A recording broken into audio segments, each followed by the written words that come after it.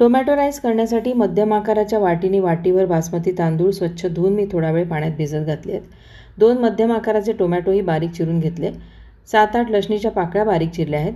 फोडणीसाठी उडदाची डाळ, हरभऱ्याची डाळ, लाल सुकी मिरची, थोडे शेंगदाणे घेतले आहेत. 1 मध्यम आकाराचा कांदा लांब लांब चिरला आहे. 1 चमचा चिंचेचा कोळ घेतला आहे आणि 1 चमचा सांबार मसाला घेतला आहे. आता भात करण्यासाठी एका जाड बुडाच्या कढईमध्ये 2 ते 3 चमचे तेल घ्यायचं आहे. फार जास्त तेल या भाताला लागत नाही. नॉनस्टिक कढई असेल तर अजूनही कमी तेलामध्ये हा भात होऊ शकतो.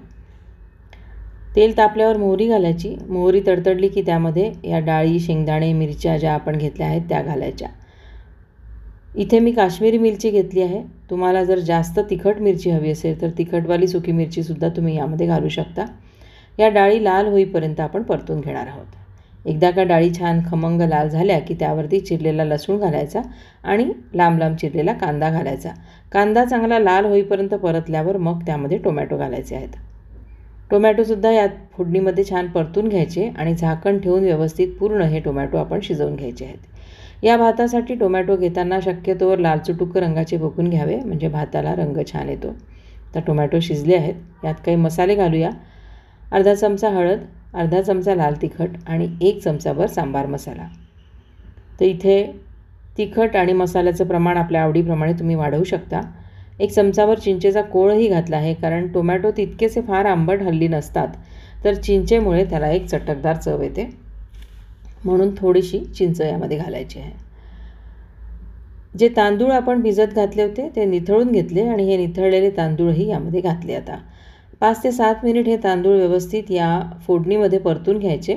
असे तांदूळ परतून घेतले की भात चांगला मोकळा होतो, गिच्च होत नाही. 5 मिनिट तांदूळ परतून झाल्यानंतर यामध्ये अंदाजाने चवीपुरतं मीठ घालायचं आहे.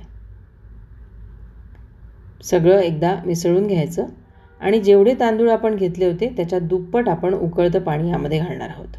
1 वाटी तांदूळ आपण घेतले होते, त्यामुळे 2 वाट्या उकळतं पाणी यामध्ये घालते आहे मी.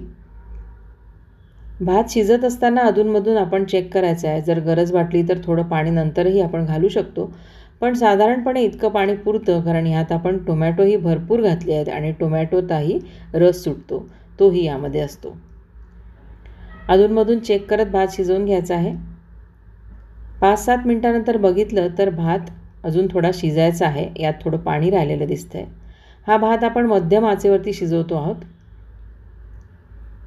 पुन्हा एकदा आपण झाकण ठेवून हा 5 मिनटं शिजवून घ्यायचा आहे. 5 मिनटं झाले आहेत. भात शिजला का बघूया.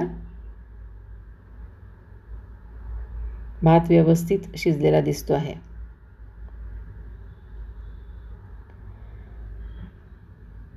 आता यावरती झाकण ठेवायचं आणि गॅस बंद करून 10-15 मिनटं यामध्ये ही वाफ अशीच दबू द्यायची, जेणेकरून असं केल्यामुळे त्या भातामध्ये सगळे फ्लेवर्स उतरतात.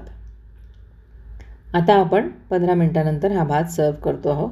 आज मी याबरोबर काकडीचे काप आणि तांदळाचे पापड सर्व करणार आहे. या भाताबरोबर पापड खूप छान लागतात.